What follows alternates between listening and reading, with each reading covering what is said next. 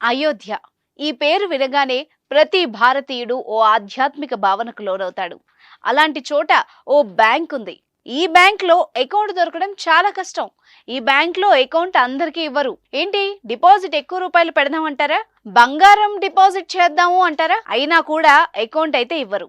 మీకు మంచి పలుకుబడి ఉంది, రికమెండేషన్ పెడదాం అంటారా? అయినా కూడా కష్టమేనండి, అకౌంట్ ఇవ్వరు. ముకుందా జ్యువెలర్స్ తెలంగాణలో మొట్టమొదటి ఫ్యాక్టరీ అవుట్లెట్ మన కొత్తపేటలో ఫిబ్రవరి 14న గొప్ప శుభారంభం. పోనీ అకౌంట్ ఉన్న వాళ్ళకి ఏంటి లాభం అంటారా?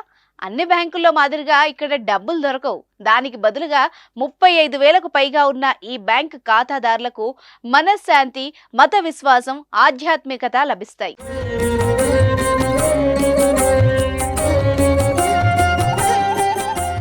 శ్రీరాముడి జన్మస్థలమైన అయోధ్యలో ఓ ప్రత్యేక బ్యాంక్ ఉంది.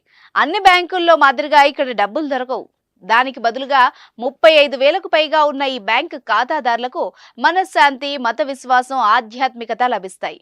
నూతనంగా నిర్మించిన రామ మందిరాన్ని దర్శించే భక్తులు, సందర్శకుల దృష్టిని ఆకర్షిస్తున్న ఈ బ్యాంకు పేరు అంతర్జాతీయ శ్రీ సీతారాం బ్యాంక్. ఇక్కడ డిపాజిట్ చేసేది అన్ని పేజీల్లో సీతారాం అని రాసి ఉన్న పుస్తకాలు.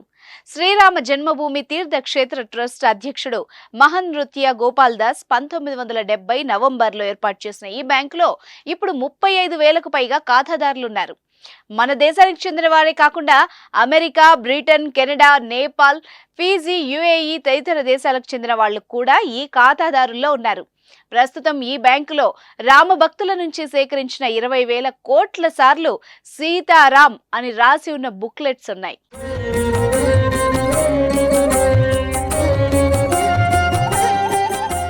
నూతన రామ మందిరం ప్రాణ ప్రతిష్ఠ తర్వాత బ్యాంకును సందర్శించే వాళ్ల సంఖ్య పెరిగిందని బ్యాంక్ మేనేజర్ పునీత్ రామదాస్ మహారాజ్ అంటున్నారు.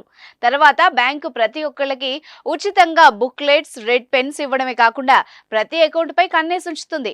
అకౌంట్ తెరవాలంటే ఒక వ్యక్తి కనీసం 5 లక్షల సార్లు సీతారాం అని రాయాలి. అప్పుడు పాస్బుక్ జారీ చేస్తాం. దేశవ్యాప్తంగా చివరికి విదేశాల్లోనూ బ్యాంకు శాఖలు 136 ఉన్నాయి. ఖాతాదారులు బుక్లెట్స్ ను పోస్ట్ ద్వారా కూడా పంపించవచ్చు. అందుకోసం మేము ఇక్కడ ఓ లెడ్జర్ ని కూడా మెయింటైన్ చేస్తున్నాం అని పునీత్ రామదాస్ పీటీఐకి చెప్పారు. సీతారాం అని రాసి బ్యాంకులో డిపాజిట్ చేయడం వల్ల ప్రయోజనాలు ఏంటని సందర్శకులు అడుగుతూ ఉంటారని కూడా ఆయన చెప్పారు. మనశ్శాంతి, విశ్వాసం, ధర్మం కోసం మనం దేవీ దేవతల ఆలయాల్ని ఎలా సందర్శిస్తామో ఇది కూడా ఓ భక్తి మార్గమేనని నేను వాళ్ళకి చెబుతూ ఉంటాను. ప్రతి ఒక్కరి మంచి కార్యాలు, చెడు కార్యాల లెక్కలు భగవంతుడి దగ్గర ఉంటాయని మనం చెప్పడం లేదా?